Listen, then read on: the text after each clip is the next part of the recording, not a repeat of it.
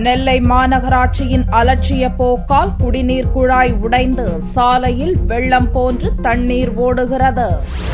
நெல்லை மாநகராட்சியில் மக்களின் குடிநீர் தேவையை பூர்த்தி செய்வதற்காக 22 கோடி ரூபாய் செலவில் புதிய குடிநீர் திட்டம் துவங்கப்பட்டு பணிகள் நடந்தது. வண்ணார்பேட்டை, கொக்கிரகுளம் உட்பட 7 இடங்களில் மேல்நிலை குடிநீர் தொட்டிகள் அமைக்கப்பட்டுள்ளன.